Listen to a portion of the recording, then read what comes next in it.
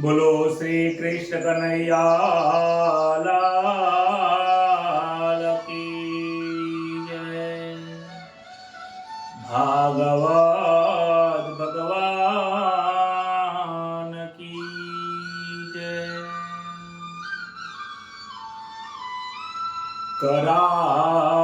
करारविन्दे न पदारविन्दा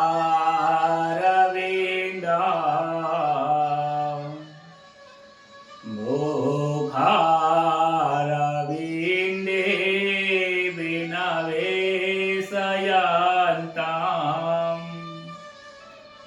वातास्य पात्रस्य पुटे शयाना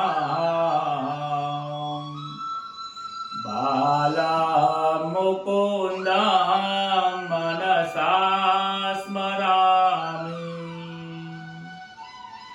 सच्चिदानन्दरूपाय विश्वोत्पत्त्यादिहेतवे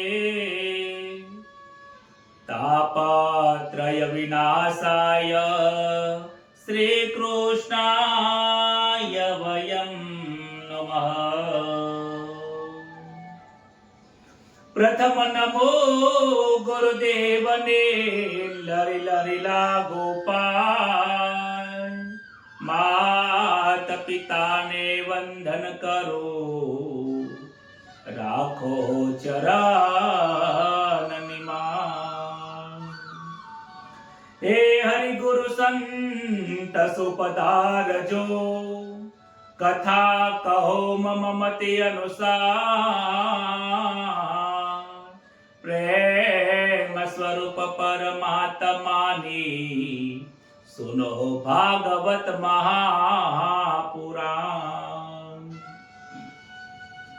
मंगल दिवस याजनो मंगल सौनो थाय ए सौ संतो हरि भक्तो ने दास जय सना प्रणाम.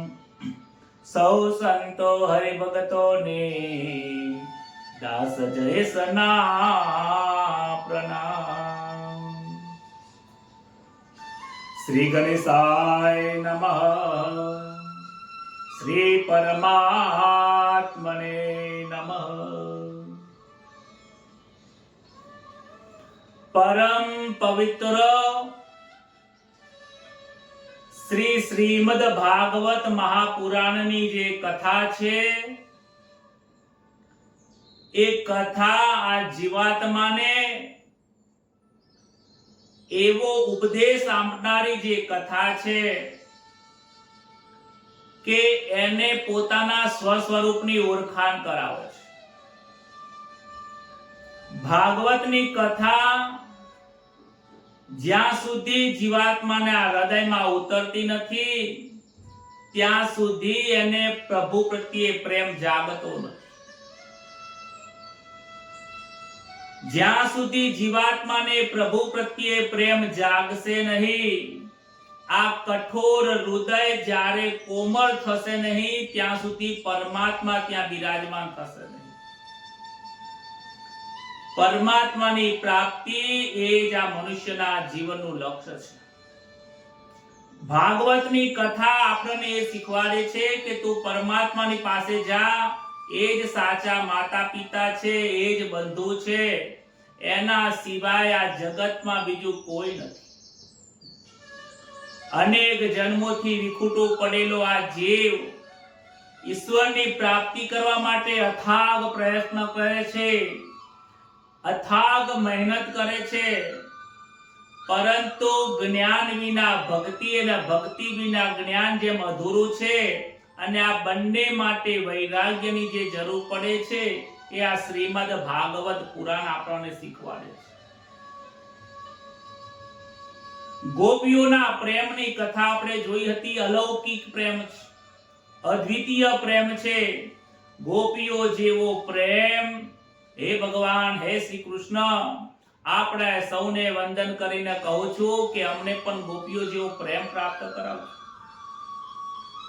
ગોપીઓની જે ભક્તિ છે, ભક્તિનો વિચાર થઈ શકે એવો નથી.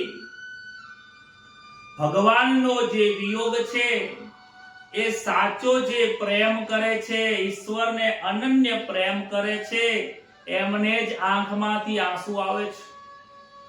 જેના હૃદયમાં ઈશ્વર સતત વિરાજમાન છે, એનો જ્યારે વિયોગ થાય છે તો એ જીવથી એ શિવનો વિયોગ સહન થતો નથી. જેમ માછલી પાણી વગર ઝૂરતી હોય છે, એક પ્યાસો માણસ મનુષ્ય પાણી માટે જેમ ગરમીના સમયમાં તરવરી રહ્યો હોય છે, એવી જ રીતે પરમાત્માનો વિયોગ જ્યારે થાય છે, એ જીવાત્માના અનુભવની જે કથા છે એ શબ્દોમાં વર્ણન થઈ શકે એવી નથી. કંસે ધનુષ યજ્ઞની શરૂઆત કરી છે. ધનુષ યજ્ઞ કરીને કૃષ્ણને બોલાવવાનો વિચાર કરે છે કે ધનુષ યજ્ઞમાં કૃષ્ણ આવે અને મારા મલ્લો એને મારી નાખી. આવા કપટથી અક્રૂરજીને મોકલ્યા છે. અક્રૂરનો મતલબ એ થાય છે કે જેના હૃદયમાં ક્રૂરતા નથી.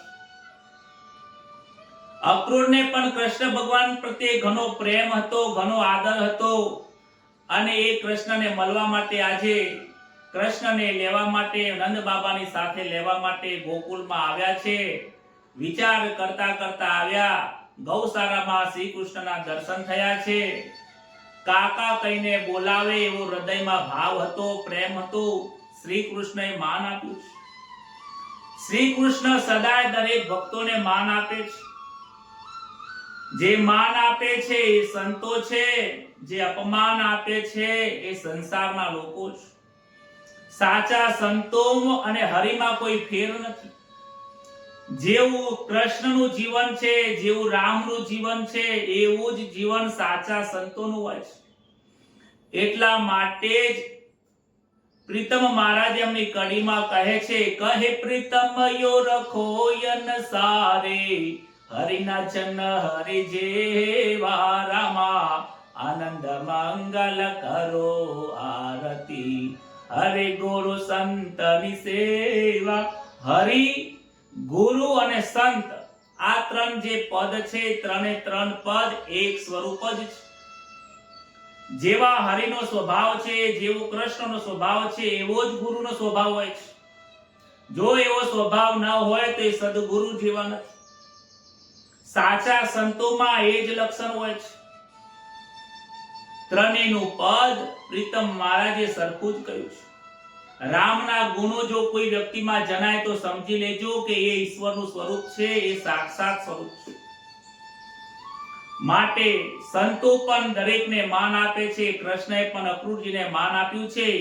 ત્યારબાદ સર્વ નંદજીના ઘરે આવ્યા છે. નંદ બાબાના ઘરે અક્રૂરનું સ્વાગત થયું, ભોજન કર્યું, બેઠા છે, કુશળ સમાચાર પૂછ્યા. આવવાનું કારણ પૂછે છે. અક્રૂરજી કહે છે કે કંસ ધનુષ યજ્ઞ કરે છે. આપ સૌને કૃષ્ણ, બલરામ અને નંદ બાબા તમને કંસે આમંત્રણ આપ્યું છે કે આવતીકાલે તમારે મારી સાથે યજ્ઞમાં આવવાનું છે. અને જેવો તેવો આમંત્રણ આપ્યું નથી. કનૈયા માટે સોનાનો રથ મોકલ્યો છે. નંદ બાબા સોનાના રથને જોવે છે, અચંબામાં પડી જાય છે. આટલો મોટો રાજા મારા બાળકને આટલું બધું માન આપે છે. કંસનું જે કપટ છે એ નંદ બાબા કપટ સમજી શકતા નથી. કારણ કે જેનામાં કપટ હોય એ જ કપટીને ઓળખે છે. જેમ કામી પુરુષ કામીને ઓળખી જાય છે, મસાલા ખાવા વાળો મસાલાને ઓળખી જાય છે, પ્રેમી મનુષ્ય પ્રેમીને ઓળખી જાય છે, સંત બીજા સંતને ઓળખી જાય છે ને, એવી જ રીતે કપટી માણસ કપટીને ઓળખી જાય છે. પરંતુ નંદ બાબાનું હૃદય શુદ્ધ છે. એ આના કપટને સમજી શકતા નથી. કારણ કે વિચાર કરે છે કે હું ઘણું ખંડની ભરું છું, સમયસર ટેક્સ આપું છું ને, એટલા માટે કનૈયા માટે એમને સોનાનો રથ મોકલ્યો છે. કંસને મારા કનૈયા ઉપર કેટલો પ્રેમ હશે.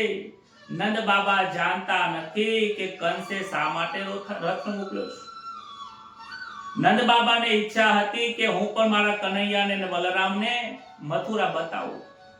પરંતુ બાળપણમાં સાધુએ કહ્યું હતું, સંન્યાસી અને કુલગુરુએ કીધું હતું કે તમારો કનૈયો 11 વર્ષનો થશે એટલે રાજા બનશે અને ભાગ્યોદય થવાનો છે. આજે 11 વર્ષ પૂરા થયા.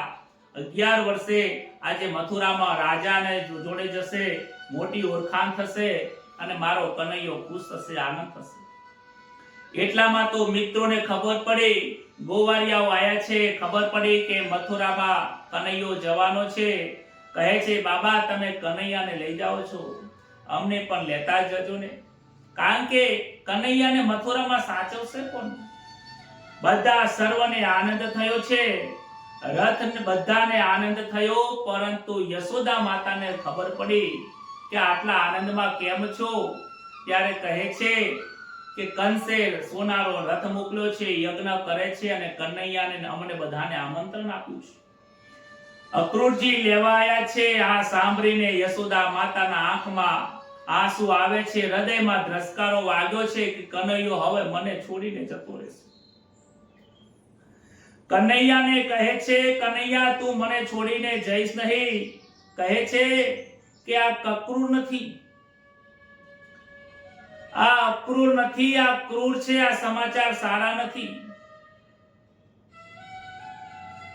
તમને ભલે બધાની ઈચ્છા હોય તમે દાઉભાઈને લઈ જાઓ, પરંતુ તમે મારા કનૈયાને લઈ ન જાઓ.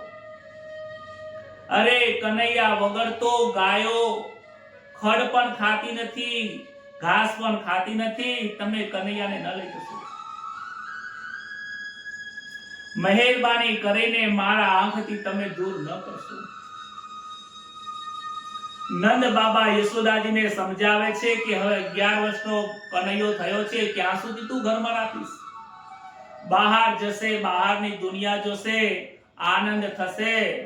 પરંતુ નંદ મૈયાને આંખમાંથી આંસુ વયા કરે છે.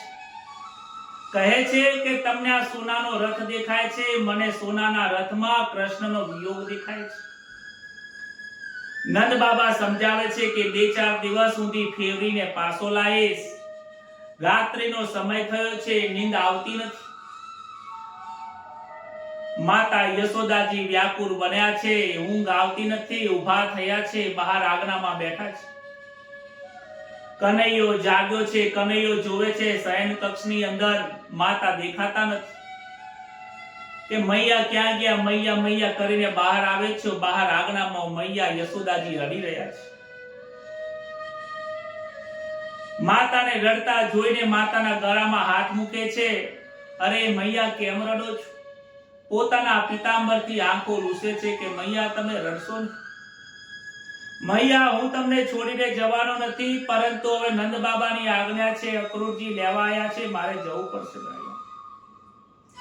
માં હું તમને રડતા જોઈ શકતો નથી, માં તમે રડશો નહીં. માં હું બધું જોઈ શકું છું, પણ મારી માના આંખમાં હું આંસુ જોઈ શકતો નથી. યશોદા માતાને થયું છે કે જો હું વધારે રડીશ તો મારા લાલો પણ રડવા લાગશે. યશોદા માતા પોતાના દુઃખને દબાવે છે, સમજાવીને એને ઊંઘાડી દે છે. ઊંઘાડે છે, પરંતુ કનૈયાને ઊંઘાડે છે, પરંતુ માતાને ઊંઘ આવતી નથી. વ્યાકુળ થાય છે, પથારીમાં પડે છે. સવાર પડી છે. સવારમાં કનૈયાને પ્રાતઃકાળમાં જગાડ્યા છે. બલરામ જાગ્યા છે, સ્નાન કરાવ્યું, સુંદર શણગાર કરે છે કે આજે આ છેલ્લો શણગાર કરું છું. હે લાલા હવે મને મોકો નહીં મળે કે હું તને શણગાર કરી શકીશ. હે લાલા તારું મનોહર મુખડું હું ક્યાં જ મને જોવા મળશે? માં શણગાર કરતા કરતા રડી રહી છે. પોતાની હાથે નાસ્તા પાણી બનાવ્યો છે, ભોજન બનાવ્યું છે, ભોજન કર્યું. અક્રૂરજી રથ લઈને આંગણામાં ઊભા તૈયાર થયા છે. ગોપીઓને વાતની ખબર પડી. ગોપીઓ પણ ત્યાં દોડતી આવી છે. ગોપીઓના મંડળમાં રાધાજી પણ છે. રાધાજીની ઉંમર 8 વર્ષની છે અને કૃષ્ણની ઉંમર 11 વર્ષની છે. સાદો શણગાર કરેલો છે, મુખ ઉપર તેજ છે. રાધાજીને હજુ સુધી કૃષ્ણનો વિયોગ ક્યારેય થયો નથી. અરે જ્યારે આંગણામાં આવ્યાને ખબર પડી કે આ અક્રૂર લેવા આવ્યો છે, ગોપીઓના આંખમાંથી આંસુની ધારા વહી ગઈ છે. અને આ સાંભળતા જ રાધાજીને મૂર્છા આવી છે. રાધાજી કહે છે, હે કૃષ્ણ, હે કનૈયા, તું મારો ત્યાગ કરીશ નહીં, અમને છોડીને જશો નહીં. હે કૃષ્ણ કરતા કરતા રાધાજીની આંખમાં આંસુ આવ્યા અને મૂર્છિત થઈ ગયા છે. ગોપીઓ કહે છે, હે અક્રૂર, અમારા કનૈયાને તું લેવા આવ્યો છે કે અમારા ગામને ઉજ્જડ કરવા આવ્યો છે?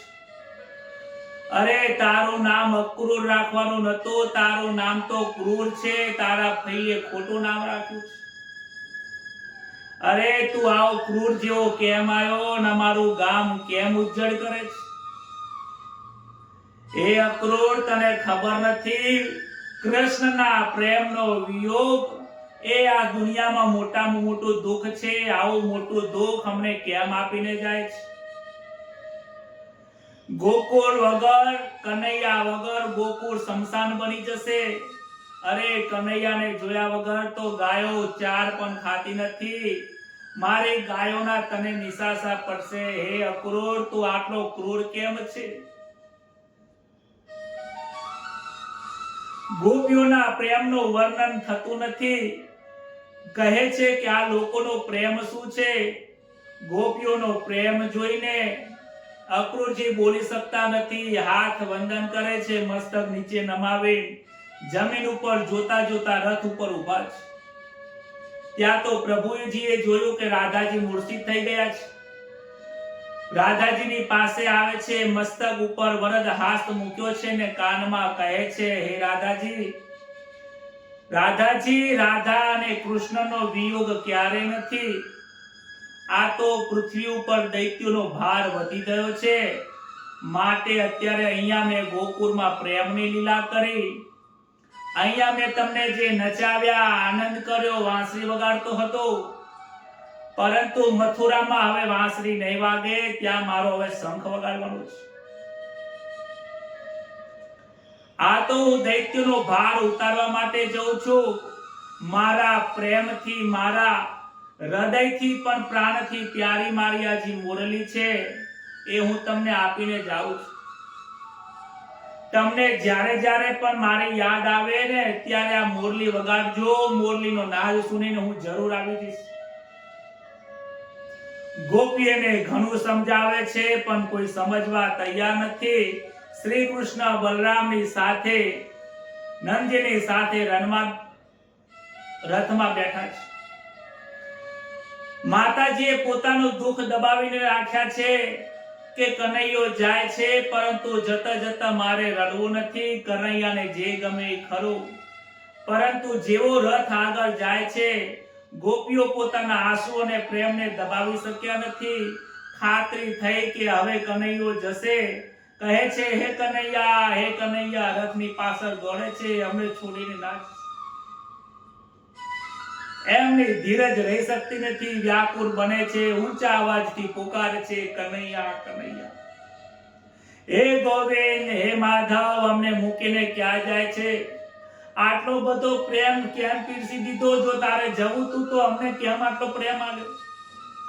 અરે, સાચા પ્રેમનો મહિમા જણાવીને તું વિયોગ કરે છે. આ તો તારું કેવું કાર્ય છે? અરે, તારે જવું તો અમારું મન કેમ લઈને ગયો? અમારા દિલના પ્રાણ અટકી રહ્યા છે. અમારો પ્રાણ મને પાછા આપી દે. હે પ્રાણનાથ, અમને છોડીને જશો? દ્રશ્ય એવું કરુણ છે કે અક્રૂરજી પણ રડવા લાગ્યા છે. કેવો પ્રેમ છે! વિચાર કરો કે અત્યારે આપણું હૃદય ભરાય છે તો એ સમયે કૃષ્ણના વિયોગમાં ગોપીઓની કેવી હાલત થઈ હશે. અક્રૂરજી પણ આગળ રથ ચલાવે છે. દૂરની ડમરીઓ દેખાય છે. માતા યશોદાજી પણ પોતાના પ્રેમને, પોતાના દુઃખને, આ ઉભરાને દબાવી ન શકતા. એ કનૈયા, મને છોડીને જઈશ નહીં. માતાજી દોડે છે, રથની પાછળ દોડે છે. અક્રૂરજીએ રથ ઉભો રાખ્યો, રથનીથી નીચે ઉતર્યા, માતાની પાસે આવે છે. માતા પણ દોડતા આવીને કનૈયાને ગલે મળે છે.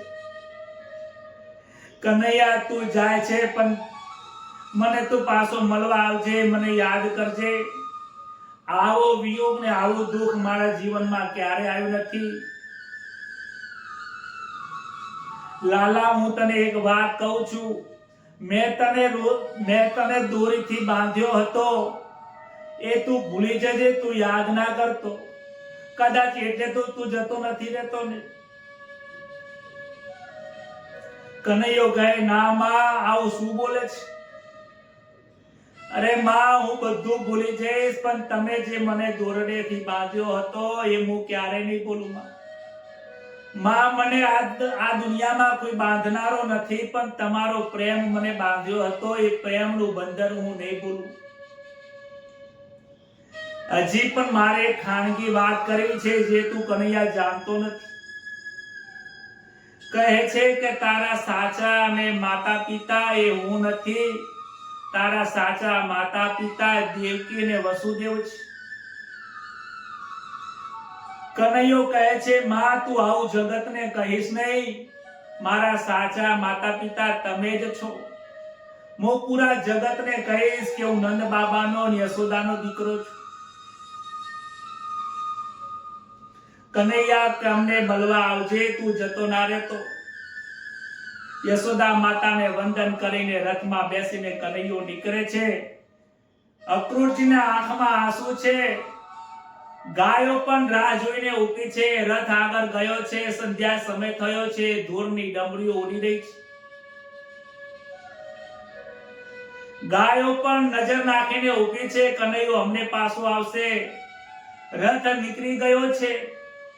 લોકો જાણે કે પથ્થરની મૂર્તિ થઈને ઊભા હોય, ચિત્રવત થઈને એ મથુરાની ગલીઓની તરફ, એ રોડ બાજુ, ગોકુળની બહાર રોડ ઉપર પોતાના મોઢું બહાર રાખીને ઊભા છે. વિચાર કરો, આ કેવો પ્રેમ હશે.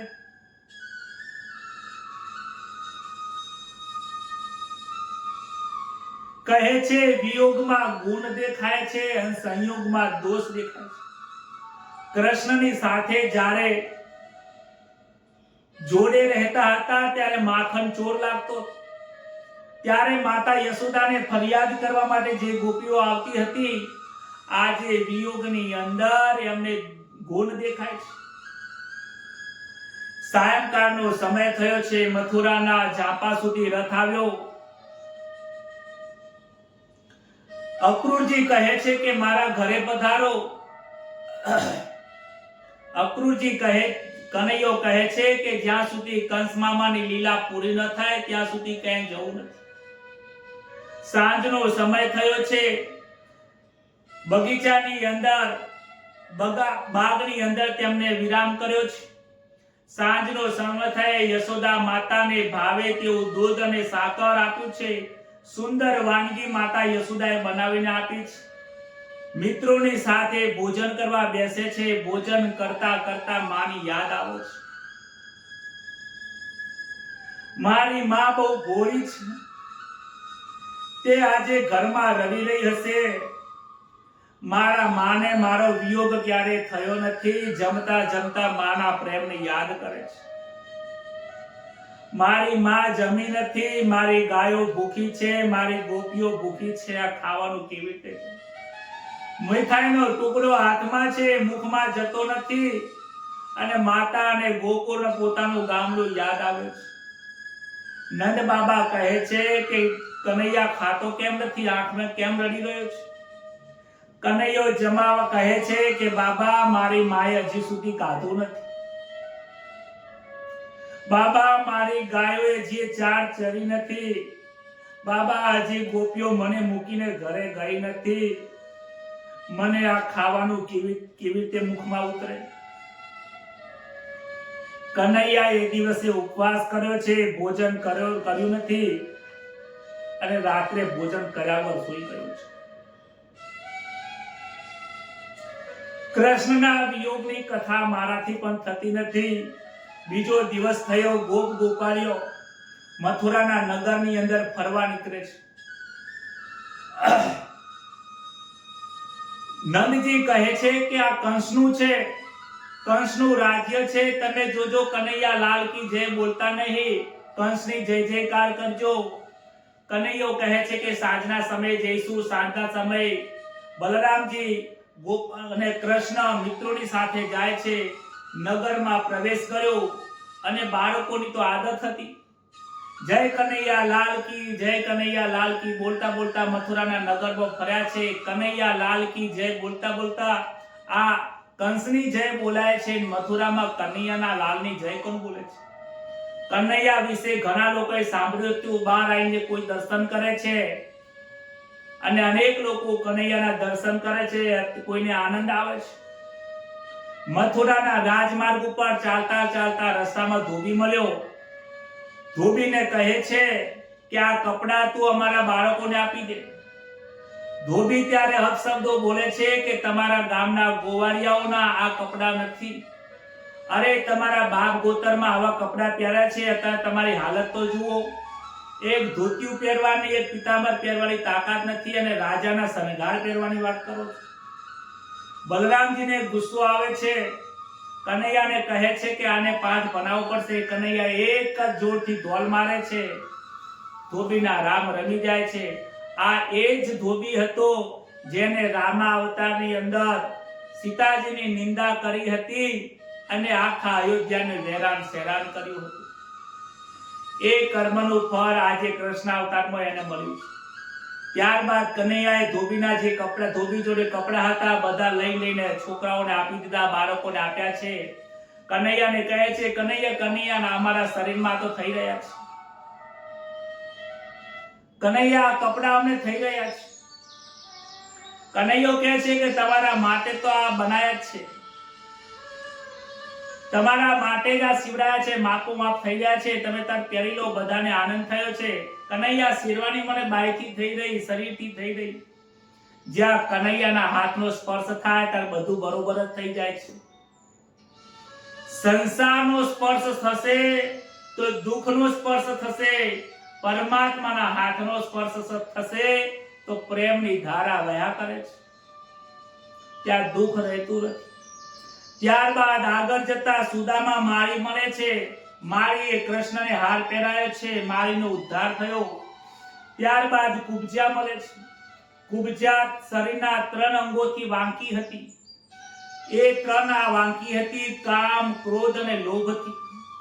કુબજા આવી છે. કેસરનો તિલક કર્યો. કૃષ્ણને બહુ આનંદ થયો છે અને પગ ઉપર હાથથી આમ માથું હલાયો. એટલા તો કુબજાનું જે વાંકું જે શરીર હતું એ કંચન જેવું શરીર થઈ જાય છે અને એને પણ ઉદ્ધાર થયો છે. કંસના યજ્ઞના 4 દિવસ થયા છે. 5મો દિવસ હતો. નિર્વિઘ્ન પૂર્ણ થાય એની તૈયારી હતી. અનેક સૈનિકો મલ્લો ત્યાં રક્ષણ કરે છે. કનૈયાએ ત્યારબાદ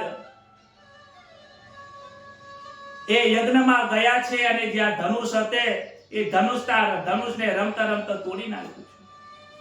ધનુષ યજ્ઞનું ધનુષ તૂટી ગયું. બ્રાહ્મણો ગભરાઈ ગયા. અરે રે, ધનુષ યજ્ઞનો નાશ થયો છે. હવે કંસને કોઈ રોકવાવાળું નથી. યજ્ઞનો હવે ખરાબ થઈ ગયું છે. યજ્ઞમાં વિઘ્ન આવ્યું. કંસને હવે કોઈ બચાવનાર નથી. કંસને ખબર પડી. કંસને ખૂબ દુઃખ થયું છે.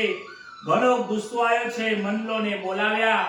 આવતીકાલે સભામાં તમારે બધાને આવવાનું છે અને મલયુદ્ધ કનૈયાની જોડે કરવાનું છે અને તમે બધા કનૈયાને મલયુદ્ધ કરીને મારી નાખો. સવારે સભાનો દરબાર ભરાયો છે, અખાડો ભરાયો છે.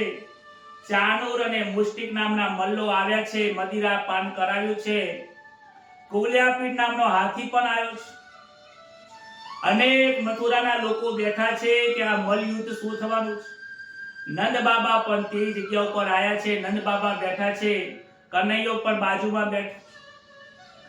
ત્યાં તો કોલિયાપીઠ આવે છે અને ચાનુર અને મુષ્ટિક નામના જે મલ્લો કહે છે, હે કનૈયા, તું અહીંયા આવ, અમારે તમારી સાથે યુદ્ધ કરવું છે. નંદ બાબા ના પાડે છે. અરે કનૈયા, તારે એના જોડે યુદ્ધ કરવા ના જવાય. બાબાને સમજાવશે. બાબા, ચિંતા કરશો નહીં. તમે અત્યાર સુધીમાં તમને લીલા જોઈ છે, પણ હવે તમે અમારી શક્તિ પણ જુઓ. નંદ બાબા ખૂબ ગભરાવા લાગ્યા છે અને બાધા માને છે.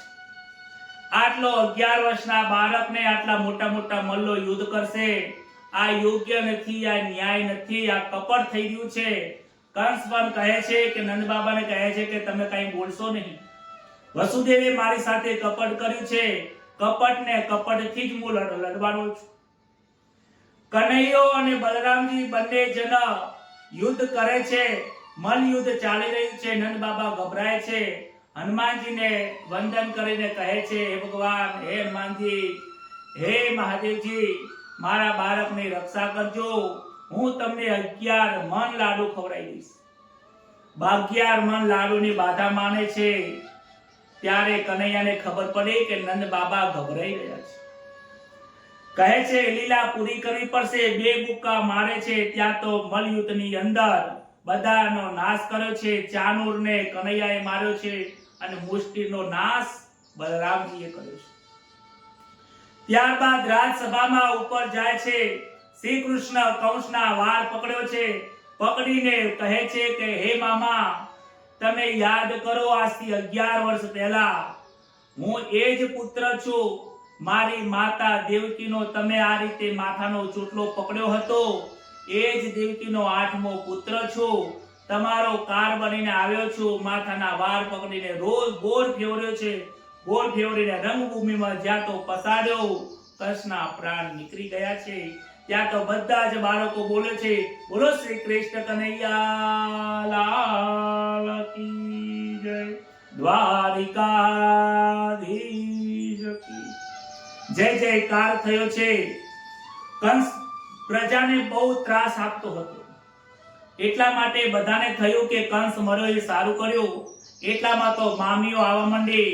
મામી આવે ને રડે છે, અરે રે મારો કંસની ઘરેથી એમની જે પત્ની હતી જેનું નામ અસ્તિ અને પ્રાપ્તિ હતું, એ પણ આવીને રડે છે. એના ભેગું કનૈયો પણ રડે છે.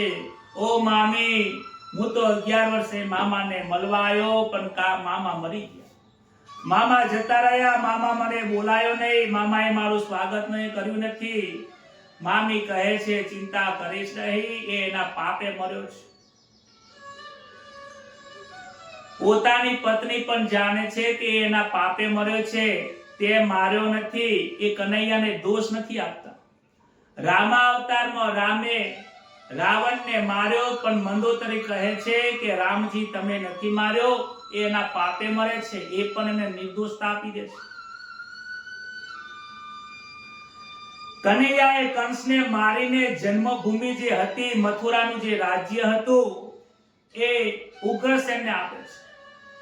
કંસ પોતાના પિતા જે ઉગ્રસેન હતા એને જેલમાં બંધ કરી દીધા હતા અને જેલમાં માતા પિતાને પૂરીને એ રાજા બન્યો હતો. તો એમણે પણ મુક્ત કરાવી ઉગ્રસેનને તે રાજ્ય આપ્યું છે અને કંસના માતા પિતા ઉગ્રસેન ગાદી ઉપર બેઠા છે. ત્યારબાદ પોતાના માતા પિતાને કારાગૃહમાંથી મુક્ત કરાવ્યા. વસુદેવ અને દેવકી પણ 11 વર્ષ સુધી એમને જે વ્રત કર્યું, તપ કર્યું, એનું ફળ મળ્યું છે. કનૈયો 2 હાથ જોડીને માતાને વંદન કર્યા છે કે માં, તમારી પરીક્ષા, તમારો જે ધ્યાન છે, તપશ્ચર્યા છે, એ હવે પૂર્ણ થયું છે. હવે માં હું તમને છોડીને જવાનો નથી. કનૈયાને હાથી ઉપર બેસાડી આખા ગામની અંદર મથુરાની અંદર ફેરવ્યા છે. આખા મથુરાની અંદર વરઘોડો ગાડ્યો છે. નંદ બાબા માખણ વિસરી લઈને ઊભા છે કે કનૈયાએ આખા દિવસ સુધી મલ્લો સાથે યુદ્ધ કર્યું. કંસનું મૃત્યુ થયું. સવારથી લઈને બપોર સુધી વરઘોડો ચાલે છે, પરંતુ મારા કનૈયાને કોઈ પાણીનું પૂછતું નથી. મારા કનૈયાને કોઈ જમવાનું પૂછતા નથી. માખણ વિસરીને કનૈયાની માટે લઈને રસ્તામાં ઊભા છે. કનૈયાને હાથ કર્યો છે. કનૈયાએ રથમાંથી નીચે ઉતર્યા છે અને નંદ બાબાની પાસે ત્યાં વિશ્રામ કર્યો અને ત્યાં નંદ બાબાની પાસે બેસીને ખાય છે. માખણને મિશ્રી ગાધી, ત્યાં વિશ્રામ કર્યો. આજે પણ મથુરાની અંદર ત્યાં વિશ્રામ ઘાટ આવેલો છે. મથુરાના રાજ્ય કૃષ્ણને મળતું હતું, પરંતુ એમને કોઈ રાજ્યની આસક્તિ નથી. ઉગ્રસેનને એક રાજ્ય આપી દીધું છે. ત્યારબાદ સમય થયો નંદ બાબાના મુકામે તે ગયા છે. નંદ બાબાનો જ્યાં મુકામ હતો ત્યાં ગર્ગાચાર્ય ગયા છે અને ગર્ગાચાર્ય નંદ બાબાને કહે છે કે બાબા, તમે જાણતા નથી પરંતુ કૃષ્ણના માતા અને પિતા, સાચા માતા પિતા એ દેવકી અને વસુદેવ છે. 8મો પુત્ર એમનો દેવકીનો, યશોદેવનો છે અને એ પુત્ર તમારા ઘરે મૂકી ગયા હતા. તમને બાળકીનો જન્મ હતો, એ બાળકી લઈને એ કારાવાસમાં આવ્યા હતા. આવું સાંભળીને કે કનૈયો મારો પુત્ર નથી, આ સાંભળીને નંદ બાબાને મૂર્છા આવી ગઈ. ત્યાં તો ખબર પડતા દોડતા દોડતા આવ્યા છે. નંદ બાબાને નમસ્કાર કર્યા. નંદ બાબા જાગ્યા છે. કનૈયાને સાતી લગાવ્યો છે. કનૈયો કહે છે, બાબા, અમે યુદ્ધ કરતા કરતા હનુમાનજીને યાદ કરતા હતા. તમે જે બાધા માની એના કારણે અમારું રક્ષણ થયું છે. ભલે આખી દુનિયા કહેતા કે હું વસુદેવનો પુત્ર છું, દેવકીનો પુત્ર છું, પણ હું બધા લોકોના મુખ બંધ નથી કરી શકતો. જગત તો બધું કહેવાનું છે, જગતનું કેવું ન સાંભળો. બાબા, હું વસુદેવનો પુત્ર નથી, હું તમારો પુત્ર છું. હું પૂરા જગતને કહેવાનો છું, હું નંદ બાબા અને માતા યશોદાનો જ પુત્ર છું. નંદ બાબા બહુ ભોળા હતા. કનૈયાની આ વાતને એમને હૃદયમાં રાખી છે. કૃષ્ણ કહે છે, બાબા, હું તમારો છું, લોકોનું સાંભળશો નહીં. થોડા સમય કહે છે, થોડા સમય માટે મારે અહીંયા રહેવું પડશે. બાબા, મેં કંસને માર્યો છે, એટલે કંસના જે મિત્રો છે, દંતવક્ર અને જરાસંઘ, એ મારા શત્રુ બની ગયા છે. હવે જો તમારી સાથે હું વ્રજમાં આવીશ તો મારા શત્રુઓ મને લડવા માટે મારી સાથે એ વ્રજમાં આવશે. બાબા, વ્રજ એ પ્રેમની ભૂમિ છે. હું નથી ચાહતો કે મારા કારણે વ્રજના લોકો દુખી થાય. બાબા, હું અહીંયા આવીને ફસાઈ ગયો છું, હું શું કરું? મારે અહીંયા રહેવું પડશે. બાબા, તમારા ઉપકારો, તમારો પ્રેમ હું ભૂલી નહીં શકું. કનૈયો અનેક પ્રકારે બાબાને સમજાવે છે. બાબાની વ્યાકુળતા ઓછી થતી નથી. રડતા રડતા બાબાને કહે છે, લાલા, તું નહીં આવે તો તારી માં ઠપકો આપશે. લાલા મને કહેશે કે તમે એને પાછો કેમ લઈને આવ્યા. બેટા, મને વધારે આગ્રહ કરતા નથી આવડતું. બેટા, હું તને થોડો આગ્રહ કરીને કહી શકું છું કે મારી સાથે ઘરે ચાલો, પણ હું તને દુરાગ્રહ નહીં કરું. તને જે યોગ્ય લાગે એમાં જ મને આનંદ છે. બાબાના હૃદયમાં કનૈયાએ વાસ કર્યો છે. બાબાને થોડી શાંતિ થઈ છે. મિત્રોનું સન્માન કર્યું છે. મિત્રો કહે છે, કનૈયા, તું નિષ્ઠુર થયો છે. કનૈયો કહે છે, નિષ્ઠુર થયા વગર ચાલે એવું નથી, કારણ કે મારે હવે આગળની લીલા કરવાની છે. હે મિત્રો, હે સખા, તમે મારી માતાનું, મારા બાબાનું ધ્યાન રાખજો. મારી ગાયોને તમે રમાડજો, ધ્યાન રાખજો. એમ કરીને એમને વિદાય આપી છે. આ વિદાય એટલી દુઃખદાયક છે. કૃષ્ણનો ઉત્સવ કરવામાં આનંદ આવે છે, એના કરતા 10 ગણું દુઃખ કનૈયાના વિદાયની કથા કરવી આ હૃદયને અંતરમાં વાગી જાય એવી કથા છે. 11 વર્ષના કૃષ્ણ બલરામને જનોઈ આપી ગર્ગાચાર્યે ગાયત્રી મંત્રની દીક્ષા આપી છે. ત્યારબાદ બલરામ અને શ્રી કૃષ્ણ બ્રહ્મચારી થયા છે. કહે છે, સાંદીપની ઋષિના આશ્રમમાં વિદ્યાભ્યાસ કરવા ગયા છે. ત્યાં અનેક પ્રકારના વેદો બન્યા. 4 વેદ, 18 પુરાણ, 6 શાસ્ત્ર બન્યા છે. ભગવાન શ્રી કૃષ્ણ ગુરુજીના ઘરે જઈને નાનામાં નાનું કામ કરતા હતા. રસોઈ બનાવતા હતા, જંગલમાં જઈને લાકડા લાવતા હતા, ગુરુજીની સેવા કરતા હતા, અભ્યાસ કરતા હતા. અને અભ્યાસ કરતા કરતા એમની સાથે એક ગરીબ બ્રાહ્મણનો દીકરો, ગુજરાતના સૌરાષ્ટ્રનો એક દીકરો રહેતો હતો, જે એમની સાથે પણ અભ્યાસ કરતો હતો, જેનું નામ સુદામા હતું. જેના 10 ઇન્દ્રિયો માં ઈશ્વર રહેલો છે, જેની 10 ઇન્દ્રિયોથી ઈશ્વરનું ભજન કરે છે, એનું નામ સુદામા છે. જેને કોઈની પાસે કોઈ અપેક્ષા રાખી નથી, એનું નામ સુદામા છે. આવા જીતેન્દ્રિય ની સાથે અમને મિત્રતા થઈ છે. અભ્યાસ પૂર્ણ થયા બાદ ગુરુ મહારાજને કહે છે, ગુરુજી અભ્યાસ અમારો પૂર્ણ થયો છે, અમે અમારા ઘરે જઈએ છીએ, ગુરુ દક્ષિણા કંઈક માંગો. કહે છે કે ગુરુ દક્ષિણા મારે તારી પાસે કંઈ લેવી નથી, હું તો નિષ્કામ છું, પ્રેમથી તમને આનંદ આપ્યો, પ્રેમથી તમને વિધિ આપી છે. કે ના મહારાજ, ગુરુ દક્ષિણા તો મારે તમને આપવી પડે. જ્યાં જ્ઞાન લીધું હોય, જ્યાં અભ્યાસ કર્યો હોય, જ્યાં જ્ઞાન કંઈક પ્રાપ્ત થયું હોય, મફતમાં પ્રાપ્ત કરાતું નથી. મહારાજ કંઈક તમે મારી પાસેથી માંગો તો મને આનંદ થાય. સાંદીપની ઋષિ કહે છે કે જો તમારે મને આપવું હોય તો તમારી પાસે કોઈ લાયક શિષ્ય આવે, કોઈ અધિકારી જીવ આવે તો મેં તને જે જ્ઞાન આપ્યું છે એ જ્ઞાન તું આગળ આપજે, જેથી આ જ્ઞાનનો, આ ઉપદેશનો ચીલો આગળ ચાલતું રહે. ગુરુજીને વંદન કર્યું કે ગુરુજી હવે કાંઈ માગશે નહીં. ગુરુની માતા પાસે આવ્યા. માતાને કહે છે કે ગુરુજી કાંઈ માગતા નથી, મારી ઈચ્છા છે તમે કંઈક માંગો, હું તમારી ઈચ્છા પૂર્ણ કરું. ગુરુ માતા કહે છે કે ઈચ્છા તો મારી કંઈ છે નહીં, પરંતુ એક વખત અમે પ્રભાસ યાત્રાએ ગયા, ત્યાં સમુદ્રમાં મારો દીકરો ડૂબીને મરી ગયો. જો તમારામાં શક્તિ હોય તો મને બાળક લઈ આપો. કૃષ્ણ સમુદ્રમાં જાય છે, પરંતુ ઋષિનો પુત્ર મળતો નથી. 5 જણને શંખ મળ્યો છે. કૃષ્ણ આજે મુરલીધર માંથી શંખધર બન્યા છે. ત્યારબાદ કારની જોડે ગયા અને કારની પાસે યમપુરીમાં જઈને યમરાજા જોડે પુત્રને સજીવન કરીને ગુરુ માતાને અર્પણ કરે છે. ગુરુ માતાને ગુરુજીને આનંદ થયો છે. ધન્ય છે એ કૃષ્ણને કે જેને મરેલા પુત્ર આવી ગુરુ દક્ષિણા એક ભગવાન જ આપી શકે. ગુરુ પત્નીએ ખૂબ આશીર્વાદ આપ્યા છે કે જાઓ તમે સુખી થશો. શ્રી કૃષ્ણની 12ની લીલા 11 વર્ષ સુધી વ્રજમાં કરી છે. ગોકુળમાં 11 વર્ષ રહ્યા છે. મથુરામાં 14 વર્ષ રાજ્ય કર્યું છે અને 125 વર્ષ સુધી 100 વર્ષ સુધી એમને દ્વારિકામાં રાજ કર્યું. ટોટલ 125 વર્ષ સુધી કૃષ્ણ ભગવાન આ પૃથ્વી ઉપર રહ્યા. યાદવોને પરમાનંદ કરાવ્યો છે. એકલો આ પૃથ્વી ઉપર પ્રેમ અને આનંદ પીસ્યો છે. ધર્મનો જય જયકાર કર્યો છે, અધર્મનો નાશ કર્યો છે.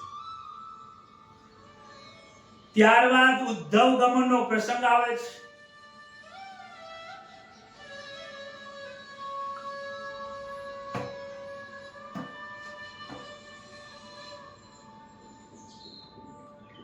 જ્ઞાન એ ભક્તિ વગરનું લંગડું છે. લોકોની પાસે જ્ઞાન હોય પણ જો ભક્તિ ના હોય ને તો એ જ્ઞાન લંગડું કહેવાય છે. અને ભક્તિ હોય અને જ્ઞાન ના હોય તો આંધળી કહેવાય છે. કહે છે કે ભક્તિમાં જ્ઞાનનો સાથ ના હોય તો અખંડ ભક્તિ થતી નથી, અને જ્ઞાનની અંદર ભક્તિનો સાથ ન હોય ને તો પણ એ શોભતું નથી, એ આગળ વધાતું નથી. કહે છે કે જ્ઞાનની અંદર ભક્તિ હશે તો વાંધો નહીં આવે, પણ એકલું જ્ઞાન હોય, એકલું તત્વનું જ્ઞાન હોય તો ક્યારેક અભિમાન આવી શકે છે. અને એકલી ભક્તિ હોય તો એકલી ભક્તિ ચાલી જાય છે, વાંધો નથી આવતી, પરંતુ ભક્તિમાં પણ જ્ઞાનની જરૂર છે. આજે સમાજમાં લોકો પોતપોતાની જાતે ભક્તિ કરે છે, પરંતુ પોતાની જાતે અભ્યાસ કરવાથી જેમ સાચું શું છે, ખોટું શું છે એ સમજાતું નથી. મંત્રની માળા કરવા માટે બેસી જાય તો માળા કરવાથી ભગવાન મળશે કે નહીં મળે એનું જ્ઞાન નથી. માળા કેવી રીતે કરવી, દાન કેવું કરવું, પુણ્ય કેવું કરવું, સત્કર્મ કેવું કરવું, પરમાત્માની પ્રાપ્તિ કરવા માટેનો રસ્તો કયો છે એ જ્ઞાન શીખવે છે. ભક્તિ એ જ્ઞાનનું બીજ છે. ભક્તિ અને જ્ઞાનમાં વૈરાગ્યની ખૂબ જરૂર છે. જ્ઞાન ઘણું બધું હોય પણ વૈરાગ્ય જો ના હોય તો એ જ્ઞાન શોભતું નથી.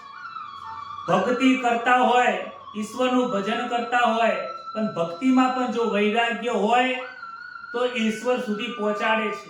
નહીતર તો એના એ ચક્કરની અંદર ફર્યા કરે છે.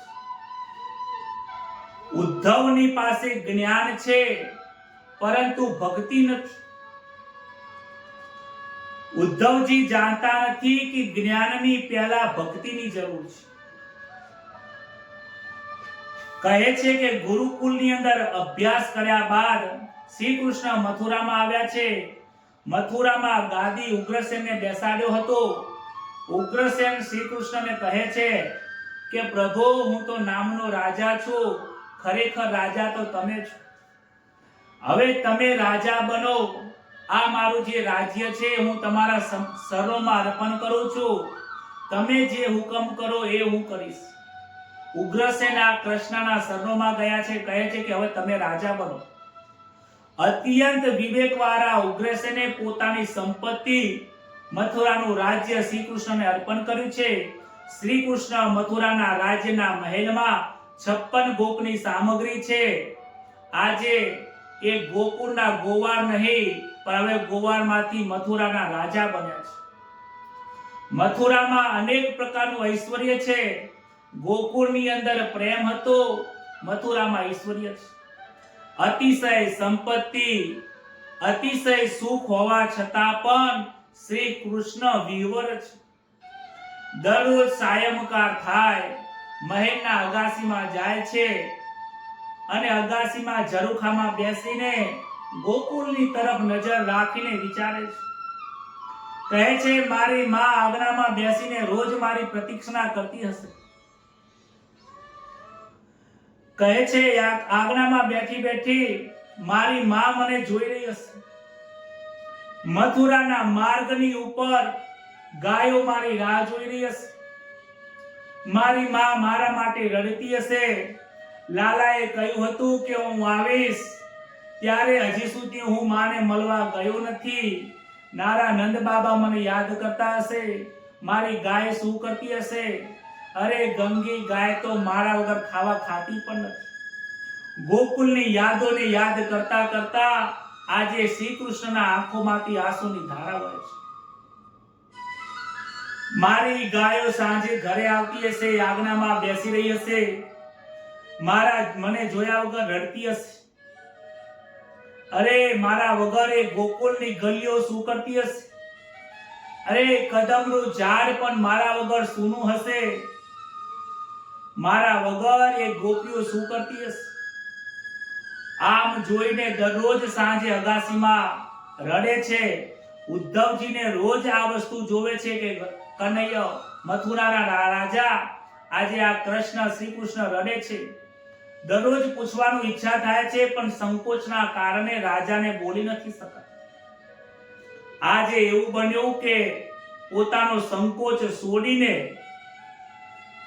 ઉદ્ધવજી શ્રી કૃષ્ણને કહે છે કે હે શ્રી કૃષ્ણ, હે કૃષ્ણ પ્રભુ, આ તમારા ગમગીનનું કારણ શું છે? મથુરામાં આટલું બધું રાજ્ય છે, અનેક ઐશ્વર્ય છે, ભોગ છે. હે કૃષ્ણ, હે શ્રી કૃષ્ણ પ્રભુ, તમારા દુઃખનું કારણ શું છે? પ્રભુએ અંદર ચાલી રહેલા પ્રેમનો ઉભરાને સમાવે છે. પહેલા તો કાંઈ બોલી શકતા નથી, પરંતુ પ્રેમનો ઉભરો છે ને એને દબાવી શકતા નથી. કહે છે હે ઉદ્ધવ, આ મથુરામાં મારા દુઃખના વિશે પૂછનારો તું આ એક જ વ્યક્તિ છે. હે ઉદ્ધવ, તું એક જ એવો વ્યક્તિ છે જે મારા દુઃખને પૂછવા માંગે છે. આ મથુરામાં અનેક પ્રકારનું સુખ છે.